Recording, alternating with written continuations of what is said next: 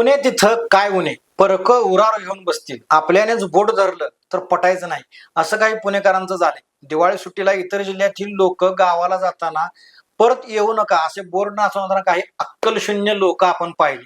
आणि मग मला प्रश्न पडला की पुणे महाराष्ट्रातच आहे ना, संस्कृतीचा ठेवा असलेलं पुणे म्हणतात ते हेच का? इतर जिल्ह्यातून लोक पुण्यात हौस म्हणून येत नाहीत, पोटा पाण्यासाठी येतात, हे लक्षात घ्या. आणि असेही परप्रांतीय येत आहेतच की, त्याबद्दल कधी तुम्ही बोलताना दिसत नाही. आणि तुम्ही जे पुणे पुणे म्हणताय ना, ते एकेकाळी स्मशान शांततेत होतं. आदिलशहाच्या सरदार मुरार जगदेव यांनी इथं गाढवाचा नांगर फिरला होता आणि घरे वाडे जाळून त्यांनी बेचिराग केले होते आणि इथल्या लोकांना हाकलून लावलं होतं म्हणे.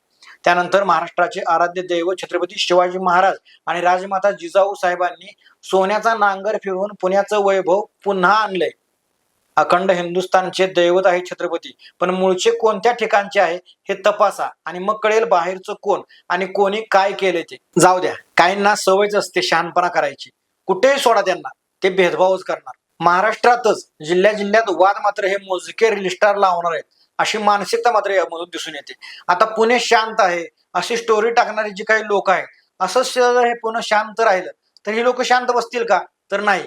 नंतर ते तालुक्यासाठी, नंतर चौकासाठी, नंतर गल्ली गल्लीसाठी हे भेदभाव करतच राहणार. हे शांत कधीही बसणार नाही. नॉन पुणेकर म्हणून बोर्ड लावा, गेलाय तर परत येऊ नका असे बोर्ड लावून कितीही मिरवा, यामधून तुमची वैचारिकता हे सगळं जग पाहिल.